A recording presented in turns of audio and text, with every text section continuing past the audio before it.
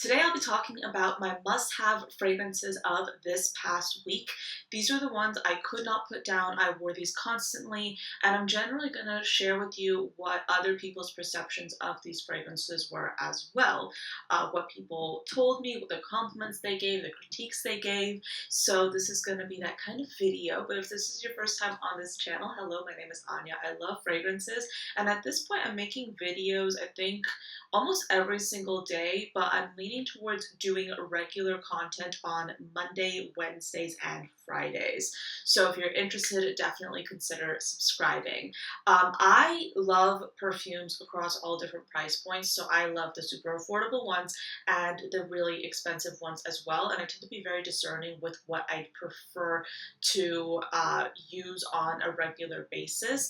And I feel like these videos are useful because while I might talk about these fragrances in videos, I also want to share with you the fragrances that really have my attention and the perfumes that I personally choose to wear over and over again. So I was in Texas at the beginning of the week visiting my mom, and I took a few fragrances with me, and what really fascinates me about traveling with fragrances is the different experience you get depending on the climate. So I live in Washington, D.C., so me going to Texas is a completely different climate. It's a completely different experience. So for me, some fragrances performed very differently in Texas. So it was very interesting to experience that. So the fragrance that really caught my attention, especially when I was in Texas, was Micallef Soleil Passion. I have this little 1-ounce bottle. I have made a considerable dent in this, and I think I'll be getting the larger size at some point. Like, I will likely use this up. Not gonna lie, I will likely use this up. This is my summer scent at the moment. It is insanely beautiful. What I like about this fragrance is that it smells like a traditional French perfume, but with a modern twist. So I'm going to go through the notes and then I'm going to tell you my experience with it. So we have top notes of pomegranate, mandarin orange, and wild strawberries, a mid of water lily, lily of the valley, and rose, and then a base of musk, ambergris, and sandalwood.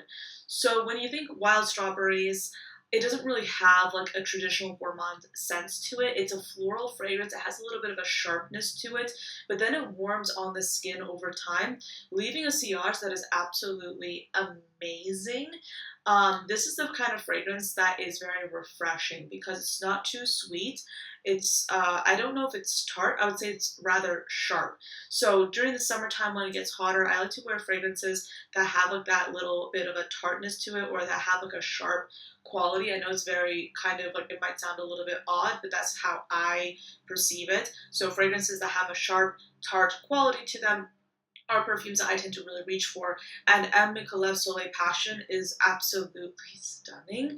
This is a very expensive smelling scent. It's a scent that stays with you. It's not a scent that will overwhelm people. It's just such a stunning fragrance, and this has absolutely captured my imagination, and this will be a fragrance that I will constantly be reaching for as it gets hotter because I think it's just one of my favorite perfumes.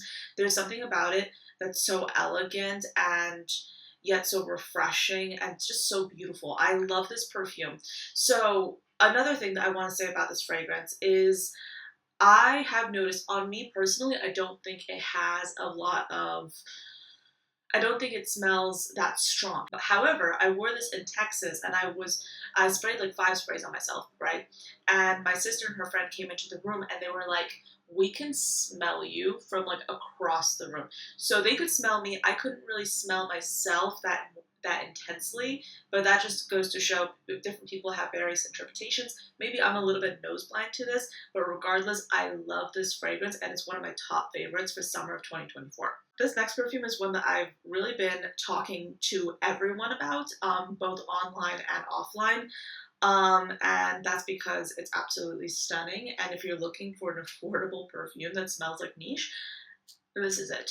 It's Kismet for Men by Maison Alhambra.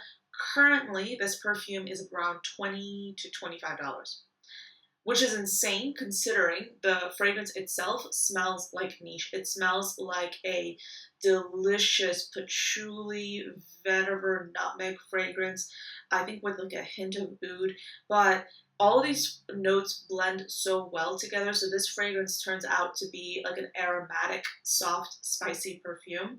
Absolutely unisex. This is the kind of fragrance that you can spray on and just not have to think about.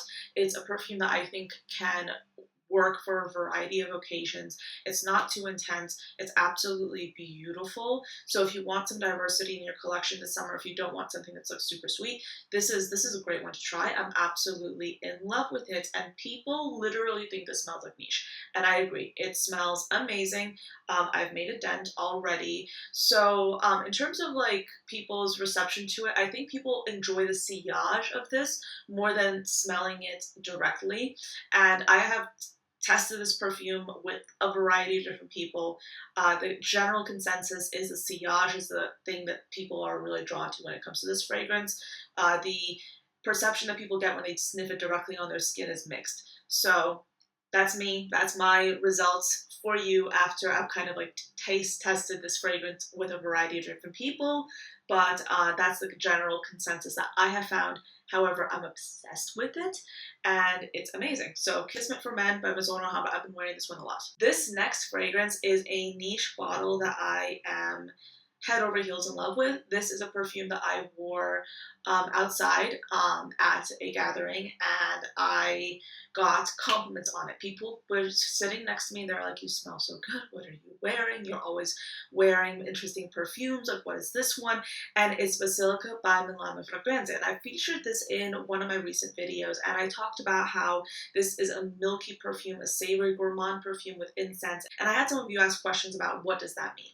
So this is a perfume that, yes, like has like a variety of different notes. So you have thyme, rosemary, you have milk. I believe there's sandalwood here as well, and incense. But think like light touches of all those notes, especially incense. There is a hint of incense. This is not an incense dominant perfume. This essentially smells like being in a church and eating za'atar bread. So I talked about in my previous videos talking about this fragrance, how this fragrance to me resembles like kind of like a savory aspect, and that's because it smells very bread-like to me, and I think that's because of the milk note. So there's a lactonic note in here, but it's a very creamy lactonic note that to me smells very bread-like, and then you have those herbs on top. So you have the rosemary and thyme, but to be honest, I smelled mostly the thyme. And then you have just a hint of incense. So if you want to think about what this fragrance smells like, right? Think about eating za'atar bread in a church with like incense, like just like not too close to you, a little bit far away, but that's kind of like what this fragrance smells like. And I absolutely love it. I have gotten compliments on this. It's just a gorgeous fragrance. And I will say this, like I was at Essence and I visited Milano Fragrenze, and I was talking with like another creator who was with me at the time, and we were talking about how these bottles that Milano Fragrenze have are so stunning, and they have the same bottles for their entire line, but like, okay, you have like this stunning blue glass, and then you have a magnetic cap that's way down, and it's stunning, and the pricing is pretty affordable. I believe these are like under $200, which, considering the quality of the fragrance inside, as well as like how beautiful the bottle and the packaging is stellar. It's amazing. So this is like forever one of my favorite fragrances, and I love that I can wear it during the summertime, and it still is an incense fragrance, but again, that's because the incense is very light. It's not overpowering, which I love. Next up, let's talk about L'Impératrice. I cannot do a video talking about my favorite fragrances as we're moving into the summertime without talking about this fragrance. This is stunning, and I am obsessed with it. It's a beautiful, oh my gosh. Okay, if we're talking about tart perfumes, this is like your ultimate sweet but yet tart fragrance. It has rhubarb, watermelon, cyclamen.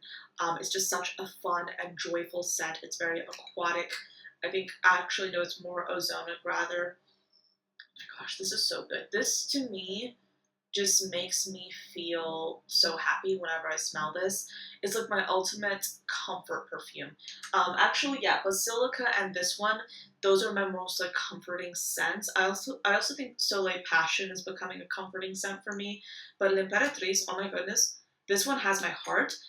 This is the 3.4 ounce bottle that I had to buy when my 1.7 ounce was like becoming dangerously low.